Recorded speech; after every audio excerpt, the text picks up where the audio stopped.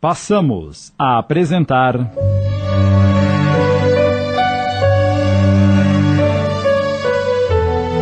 O Jardim dos Girassóis, obra de Lígia Barbieri Amaral, adaptação de Sidney Carbone.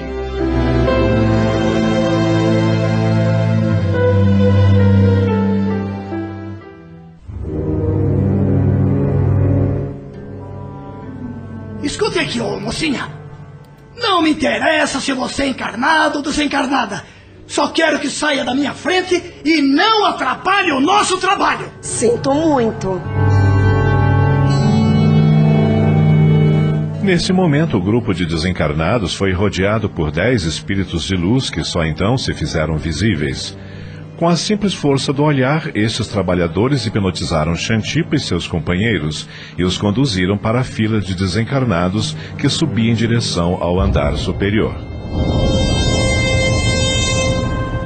Lá de cima, sentado ao lado de Xantipa, Alarica, Carmona e Titânia, em cadeiras plasmadas que flutuavam acima do solo material, Alberto, o único do grupo que mantinha plena consciência do que estava acontecendo, já que, dada sua aparente tranquilidade, não fora hipnotizado pelos irmãos superiores, observava curioso a tudo que se passava naquela pequena sala, localizada no andar de baixo, onde se concentravam os encarnados. João Vitor e Lenita haviam se acomodado em 2 cadeiras no canto da sala, enquanto Dona Catarina conversava baixinho com 2 senhores sentados diante de uma mesa coberta por uma toalha azul, no centro da qual havia um vaso de flores coloridas e vários livros sustentados por 2 suportes.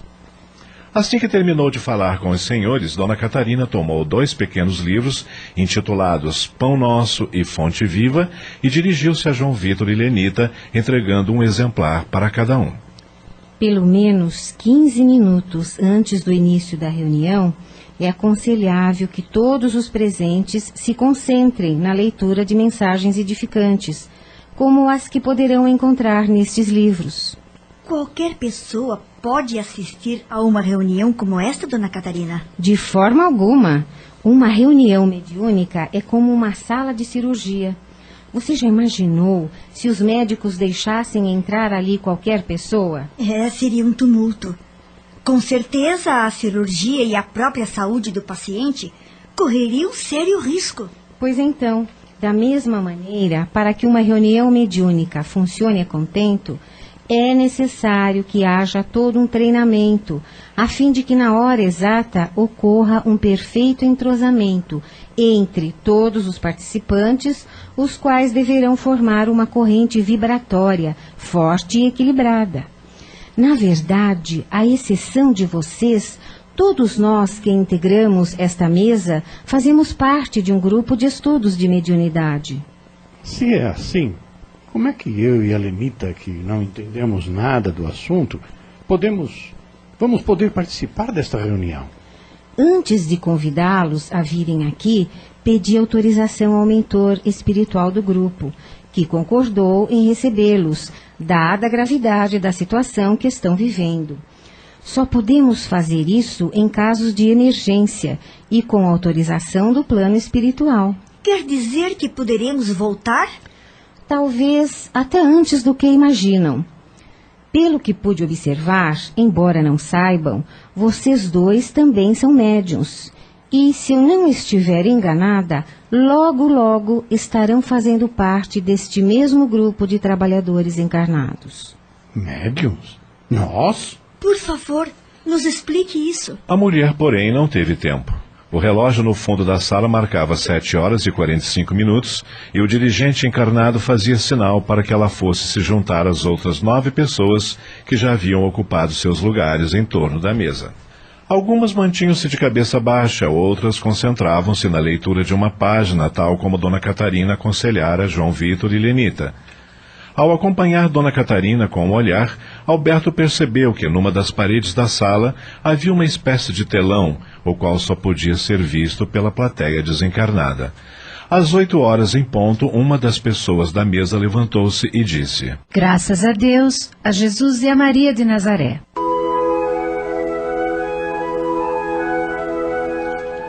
Em seguida, abriu um pequeno livro e começou a ler em voz alta. A hora que passa é preciosa demais para que lhe percamos a grandeza. saibamos abraçar a fé viva que o Cristo nos legou com a renunciação aos caprichos inferiores e transformando-nos em sinceros trabalhadores, no aperfeiçoamento de nós mesmos pelo trabalho infatigável no bem, aniquilaremos as montanhas agressivas que nos separam do Mestre Divino e dele receberemos o salário da luz com que assimilaremos os dons das mais altas revelações nos domínios da vida eterna. Emmanuel. Enquanto o trecho era lido, imagens de paisagens belíssimas eram projetadas na tela, emolduradas por uma suave e doce melodia que também não podia ser captada pelos ouvidos dos encarnados. Inspirado por este contexto, Alberto sentiu uma incrível sensação de bem-estar e relaxou na poltrona.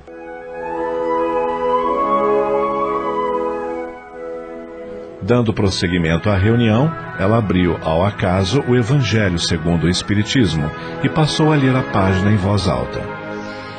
A obsessão é a ação continuada que um mau espírito exerce sobre um indivíduo. Apresenta características muito diversas, desde a simples influência moral, sem sinais exteriores que se percebam, até a completa perturbação do organismo e das faculdades mentais. Ela obstrui todas as faculdades mediúnicas. Na mediunidade psicográfica, isto é, da escrita, ela se traduz pela teimosia de um espírito em se manifestar, não permitindo que outros se manifestem. Ao redor da Terra, há grande quantidade de maus espíritos, devido à inferioridade moral dos seus habitantes. Sua ação maléfica faz parte dos flagelos, dos quais a humanidade é alvo na Terra.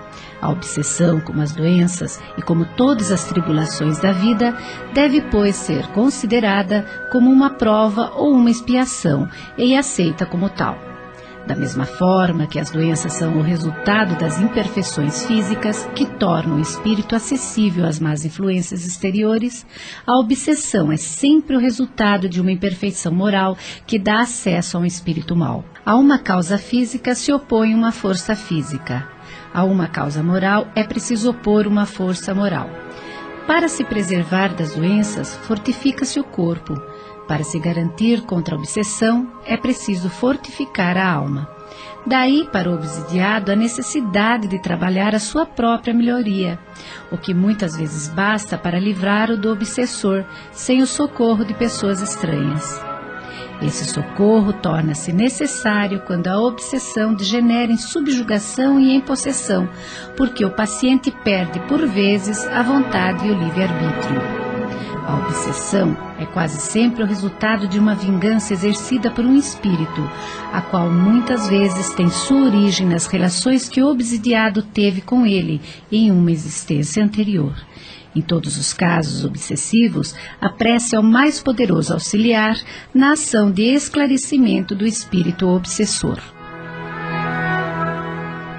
Estamos apresentando O Jardim dos Girassóis. Voltamos a apresentar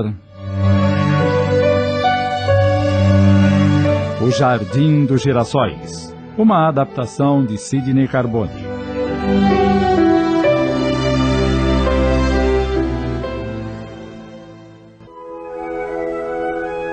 Logo depois que a oradora encerrou sua fala, disse o dirigente: Meus irmãos, existem duas mensagens importantes que devemos extrair dessa passagem do Evangelho. A primeira delas é que ninguém pode se dizer ou se sentir vítima de um irmão obsessor. Quantas pessoas, inclusive médiuns, chegam a esta casa revoltadas, acreditando estarem sendo injustamente prejudicadas por espíritos malfeitores, sem nada terem feito para merecer este castigo. Na verdade, sempre que somos vítimas da perturbação de algum espírito, é porque de alguma maneira estamos ligados a ele, seja por uma simples afinidade momentânea de pensamentos, seja em função de dívidas do passado.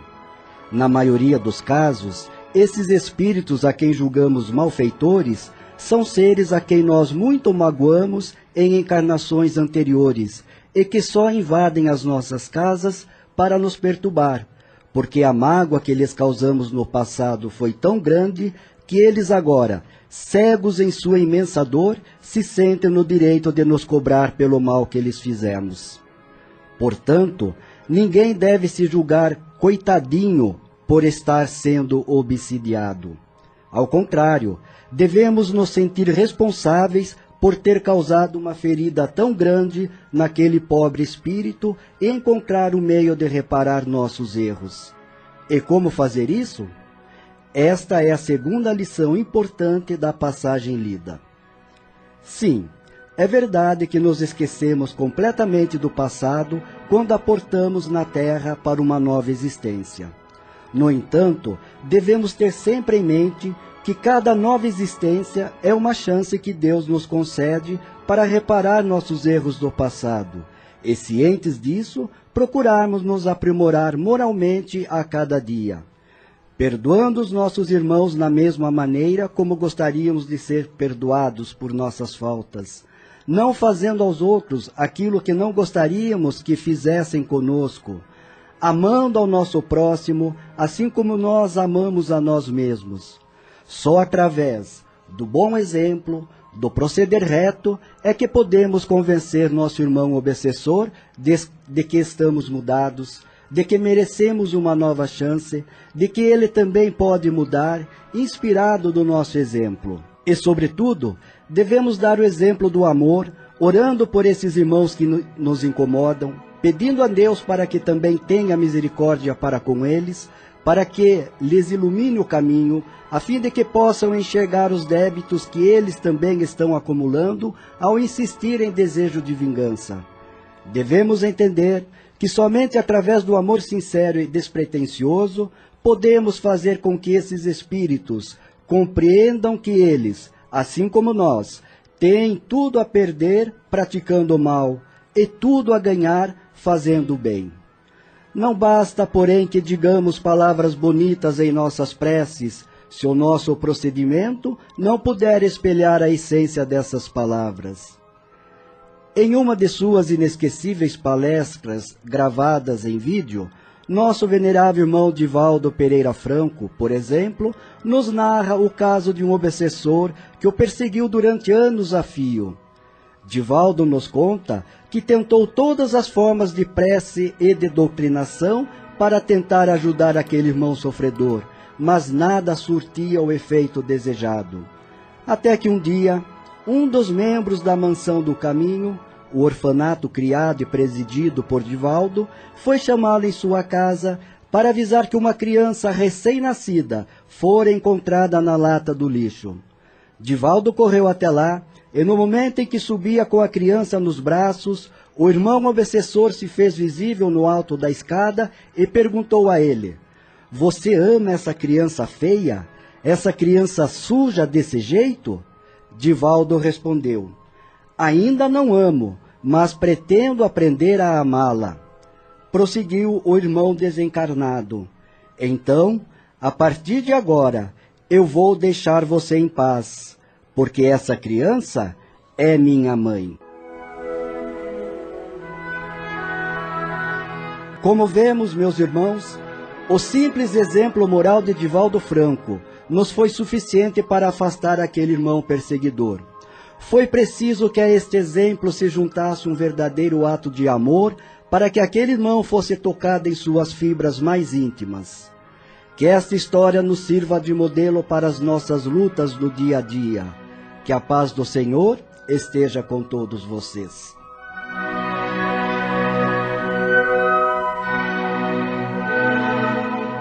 Enquanto o dirigente proferia seu discurso, imagens na tela invisível aos olhos humanos ilustravam suas palavras, de maneira a torná-las ainda mais claras para a plateia de desencarnados, que assim podia acompanhar a narrativa como se estivesse assistindo a um filme. No momento em que ele encerrou sua fala, muitos desses desencarnados choravam comovidos, inclusive Alberto. Xantipa, Titânia, Larica e Carmona, no entanto, mantinham-se calados como se estivessem indiferentes a tudo que lhes fora mostrado. Embora nem a plateia de encarnados nem a de desencarnados pudesse perceber, ao fim da palestra uma chuva de pétalas coloridas e perfumadas descia sobre todos os presentes, espalhando fluidos de amor e luz pelo local, e dissolvendo-se ao contato com os seres, como se absorvidas pelo organismo espiritual de cada um, conforme as suas necessidades.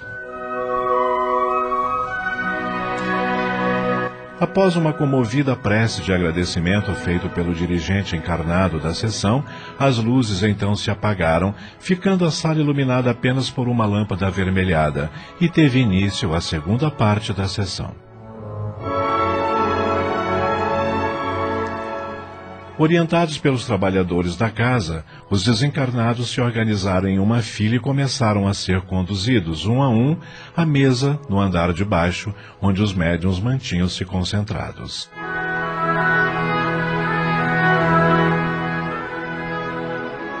Entre as diversas histórias narradas naquela noite por intermédio da incorporação desses irmãos nos médiuns que compunham a mesa, a de Xantipa foi uma das que mais comoveu todos os encarnados e desencarnados ali presentes. Ao aproximar-se da médium, já praticamente liberto dos efeitos da hipnose que o obrigara a permanecer no recinto até então, ele se mostrava bastante revoltado. Cambada de imbecis! Não percebem que não adianta me dopar para me obrigar a ouvir essas baboseiras? Meu ódio é maior que tudo! Procure se acalmar, irmão. Estamos aqui para ajudá-lo a livrar-se desse ódio que tanto o prejudica. Não gostaria de falar um pouco sobre as razões que o mantém preso aqui na crosta por tanto tempo? Eu sei que estou obsediando uma pessoa e que vocês acham que estou errado fazendo isso. Mas vou contar a vocês tudo o que passei por causa dela, para que no final me digam se eu tenho ou não tenho razão para fazer isso. É claro que você tem suas razões, irmão. Estamos aqui para ouvi-lo, para ajudá-lo. A espiritualidade maior vai projetar agora na tela que se encontra diante de você e que não pode ser vista pelos encarnados, as imagens de tudo o que aconteceu no seu passado, para que possa reavaliar cada detalhe e observar em que medida também foi responsável por seu trágico destino. Enquanto o dirigente o instruía, um trabalhador desencarnado da casa aproximava-se do espírito da médium que emprestava-lhe a voz, o qual estava ligado por um fio invisível ao espírito de Xantipa. Sem ser notado por este, o trabalhador impostou suas mãos sobre o espírito da médium, dirigindo-lhe uma forte luz branca, e esta luz passou a ser transmitida a Xantipa por intermédio daquele mesmo fio. Aos poucos, a luz começou a surtir efeito em Xantipa, que foi assim induzida a uma espécie de estado de regressão de memória. Em segundos, sua mente foi invadida por uma série de imagens que apareciam também na grande tela visível apenas aos olhos dos desencarnados, e, condicionado por essas imagens, o próprio Xantipa começou a narrar seu passado. Não sei dizer exatamente em que ano tudo aconteceu, pois já faz muito tempo que eu morri e minha cabeça anda um pouco embaralhada com esse negócio de datas. Mas o fato é que eu era casado com uma moça e vivíamos numa cidadezinha do interior. Não tínhamos muito dinheiro, mas eu era completamente apaixonado por ela. Acontece que ela tinha a mania de grandeza. Para ela, meu amor não valia nada. Eu quero ser rica, ter conforto, boas roupas, boa comida, posição. Mas você nunca vai poder me dar, porque não passa de um pobretão, um Zé Ninguém. Eu amava tanto que não ligava para suas humilhações, até que um dia ela sumiu. Fiquei doidinho atrás dela, revirei a cidade toda procurando-a. De tanto apertar o pessoal das fazendas que eu conhecia, acabei descobrindo que ela tinha se amigado com o filho de um fazendeiro muito rico.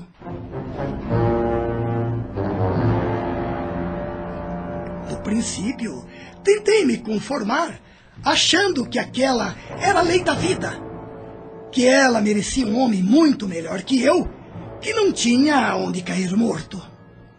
E fiquei por aí, enchendo a cara nos bares.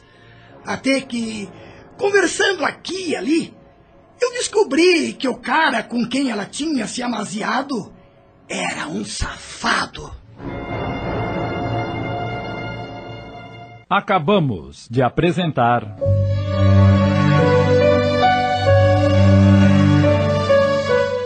O Jardim dos Girassóis, obra de Lígia Barbieri Amaral em 20 capítulos. Adaptação de Sidney Carbone.